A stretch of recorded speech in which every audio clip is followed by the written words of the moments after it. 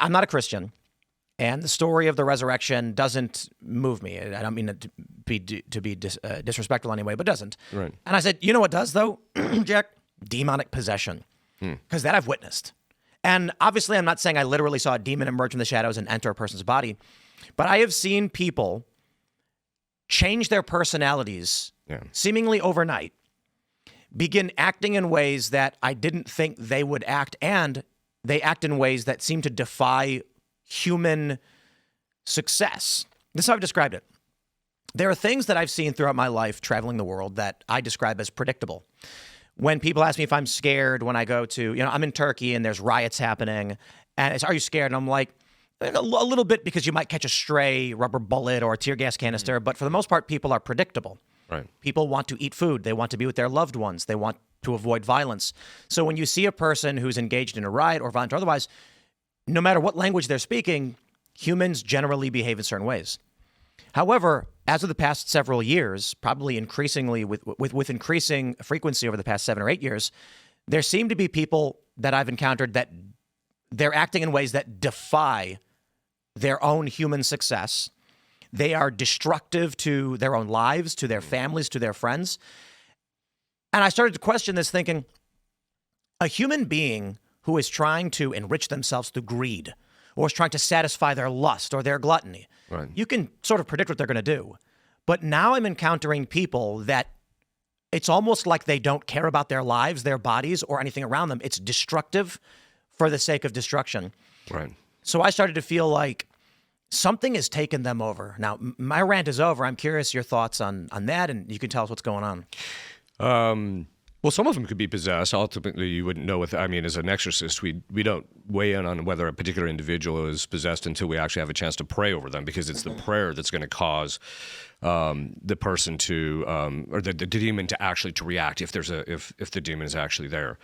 The other part of it is that one of the things that we talk about pretty extensively is that when demons attack people, one of the things they try to do is build a psychological compatibility between them and the person. So, in other words, what they want to do is get it to the point where the person, the human being's thinking patterns are the same as theirs, and that's what you're seeing in large part. It doesn't necessarily mean that people have to be possessed, because demons can do this. There's different levels of diabolic influence and different kinds.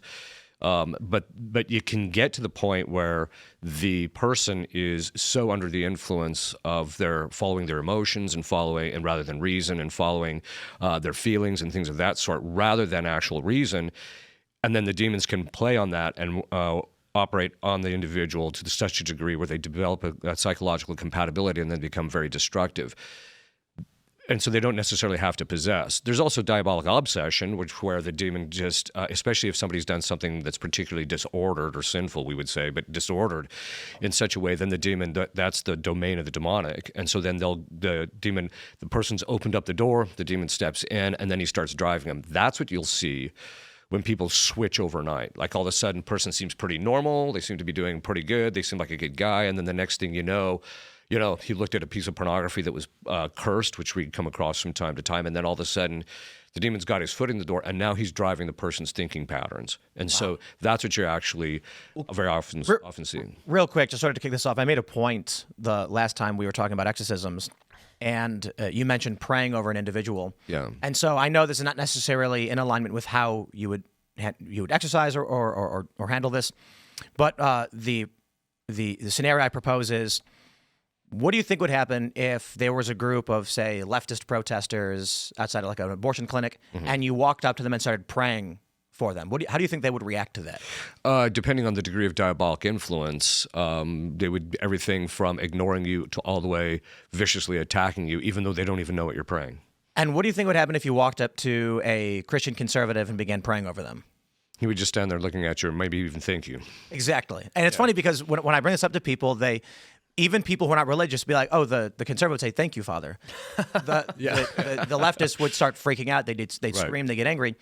And I'm not suggesting that implies or proves demonic possession. I just think it's kind of funny that if you attempted to pray over someone in some kind of exorcism and they were of the left, they'd lose it. They'd be angry. Yes. Whereas I think your average, honestly, not even your staunch Christian conservative, if there was like a regular working class guy of a frail Christian background, he'd be like, "Oh, well, thank you."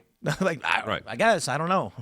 Yeah, well, in point in fact, I think sometimes you don't even have to pray. You just have to be there because the demons know who and what you are. They've been watching you your whole life. And so if they're influencing somebody to a high degree, the person doesn't even know who you are and they're going to attack you. Well, that's actually funny. We had on another priest before. He wasn't an exorcist, but he was explaining that. How would you describe like items of like religious importance? Sacramentals, yeah. That if you brought them near people who are possessed, even if they can't see them, they react to them. Yeah. They do, yeah. It is kind of funny though, because let's just even step back from the idea of you trying to pray over this group of people. If you walked up wearing the clothing that you're wearing now, they would react instantly without you doing anything. Oh yeah, actually, there was a time when this was a number of years ago, but there was a point where I was actually working on a project, so I actually went into Walmart. Forgive me, but I went into Walmart. It wasn't Target. I went into Walmart and because I was in civil clothing. I wasn't actually in clerics. And this kid walks by me who, having been an exorcist, there's some kinds of possession I can look and say that guy's possessed. Whoa. Others you can't. You have to pray over them first because sometimes the demons hide. But this kid just walked by me and he turns around and he instantaneously the demons manifested because the demon knew who I was. So they can actually tell just even who a priest is. Just like you're walking past him and he turns and he had like a reaction? Yeah, he turns and then he just said, I can't even remember what he said, but he said something to me, which I'm just like, yeah, I see you. Whoa. So let's start from the beginning. Can you explain to people what an exorcism is, what you've experienced, what is going on right now? If I may, I'd like to just make one observation, which is that everything I'm about to tell you is stuff that's based upon the 2,000 years of authors having written on the topic, and then not just my experience, but a number of different exorcist experience. So I'm just telling you, this is what I'm seeing in the field. So because people can disagree, I understand that. But I just want people to know that anything that would be my own theory, I'll say, hey, this is my theory. Just kind of, because that'll kind of clear up a lot of, because people just say, oh, that's just, his theory. But I'm just basing that on those two things. So this is what we actually see. So basically what an exorcism is it's a ritual. It's a series of prayers that you actually say in relationship to somebody who is diabolically possessed, because you can't actually, the church doesn't let you proceed to actually doing the solemn rite of exorcism over somebody until you have certitude, which we can talk about what those signs are, but that you have moral certitude that the person is actually possessed. And then once you do, then you say this, and then you pray it over it in order to drive the actual demon out of the person that's possessed. They can also possess not just people, they can also possess things and animals and things of that sort, which we see in Scripture. So, but that's less common than you actually see in relationship to, although the stuff in relationship to location is becoming more and more of a problem because people are doing so much evil in the world today.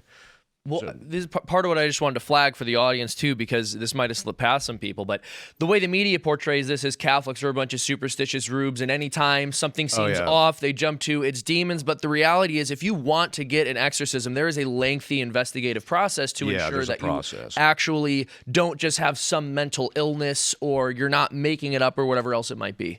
Yeah, in fact, we have to go through a process. Sometimes it's faster than others.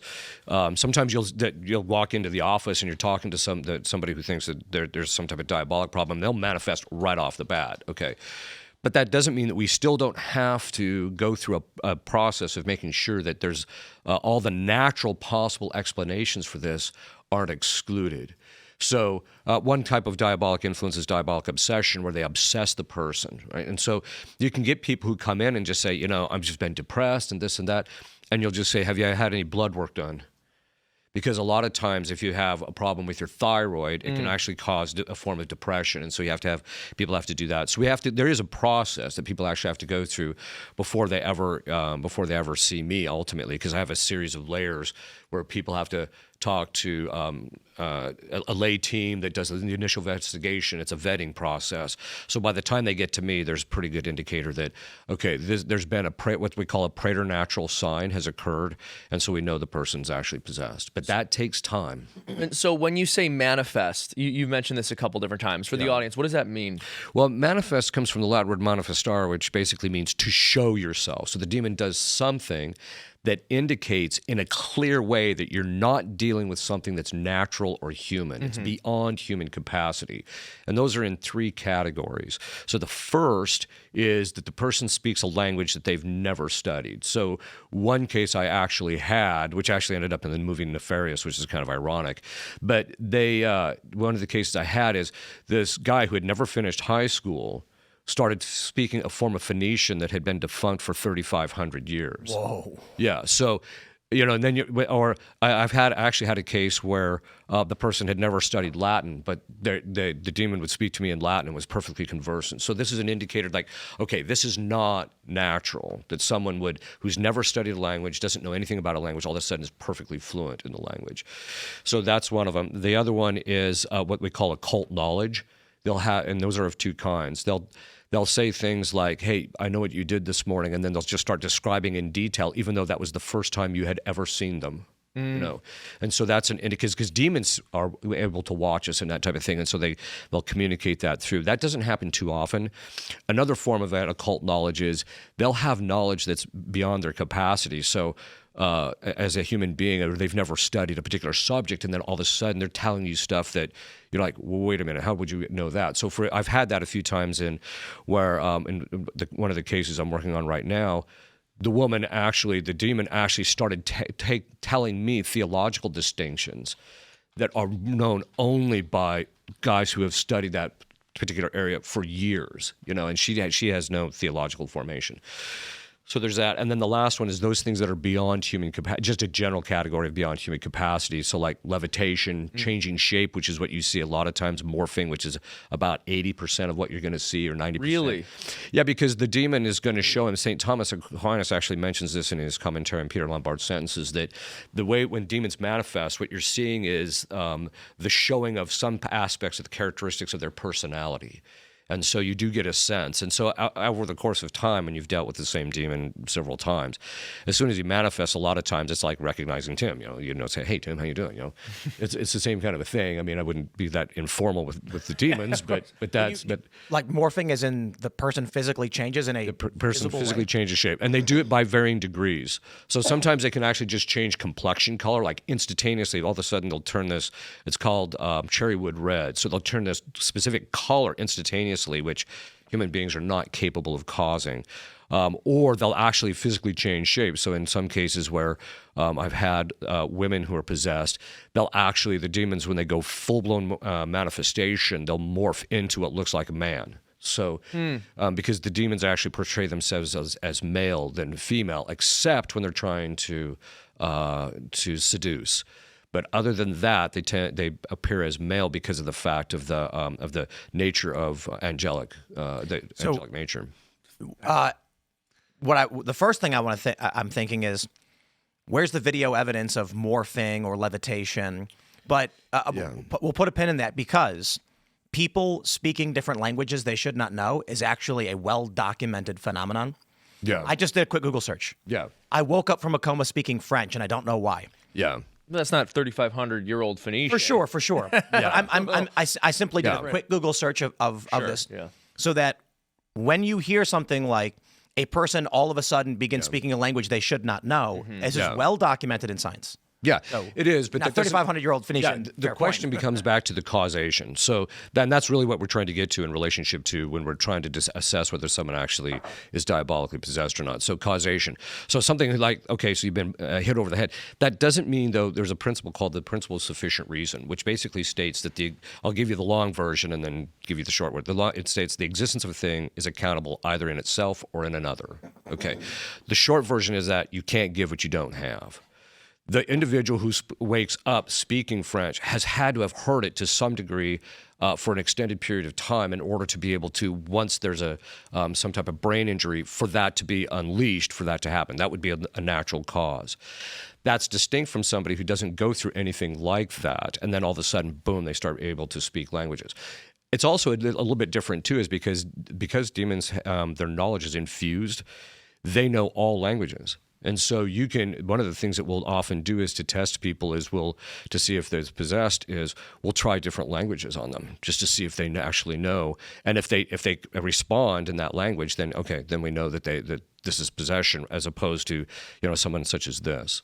So it gets back to the nature of the causation. Thanks for watching this clip from the Culture War podcast. We're live every Friday, 10 a.m. to noon. So subscribe and come hang out.